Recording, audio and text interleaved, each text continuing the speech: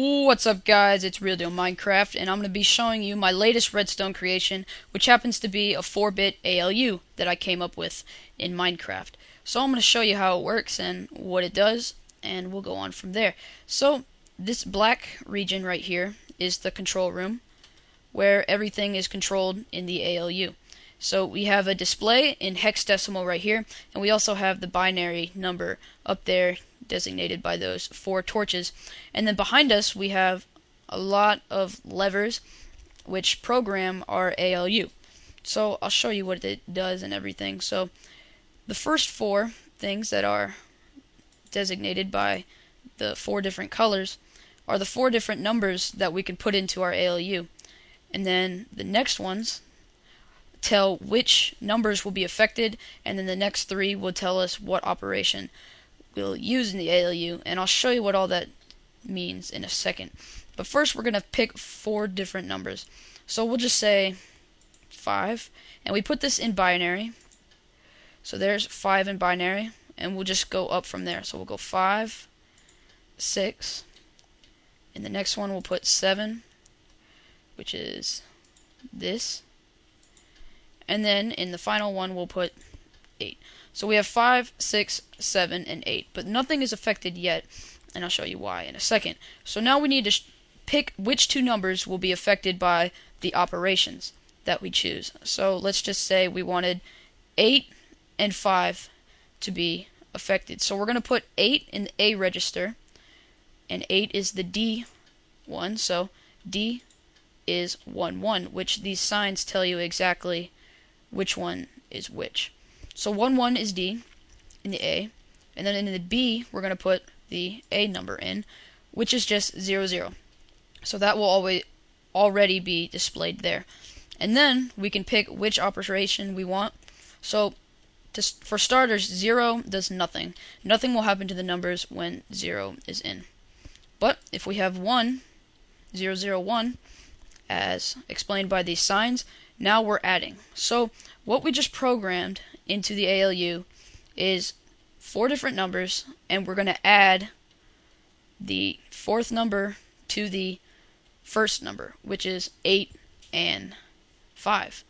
So we come over here and we can set, and how you do that is you just send a pulse through the lever right here. And I could have made it a button, but sometimes buttons do weird things where it clicks really fast, and I didn't want that to happen, so I just made it a lever. So now everything is programmed into the ALU right there, and then we press the run right here, which will display our number in binary as well as hexadecimal.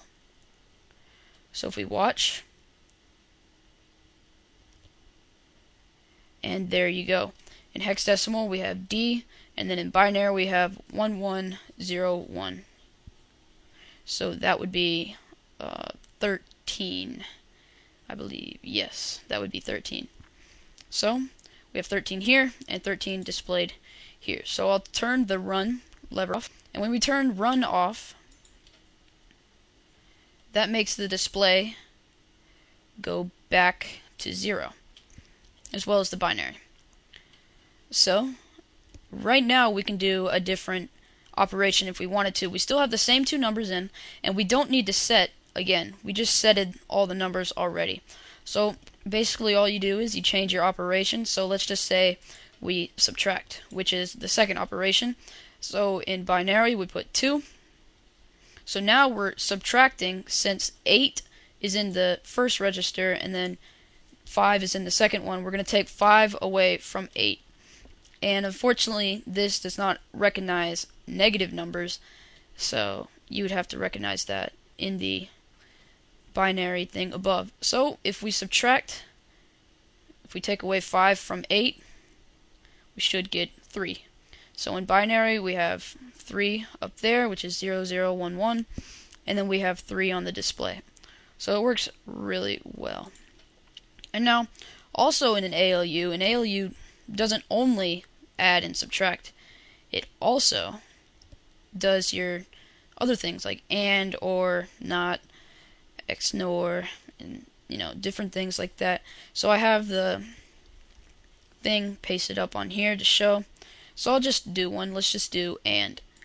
And basically what and says, if repeater stands for 0 and then a torch stands for 1. So we have, what do we have? We have 8, which is this right here.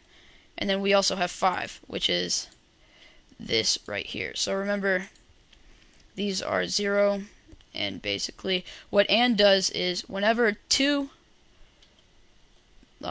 in this design torches are together, it will equal 1. So if we and both of these together, we'll just get 0. So let's get something that will actually show on the display. So let's just say 7. So let's put 7 in this one, which is C. So that will show the C. And then 5. So that'll be good.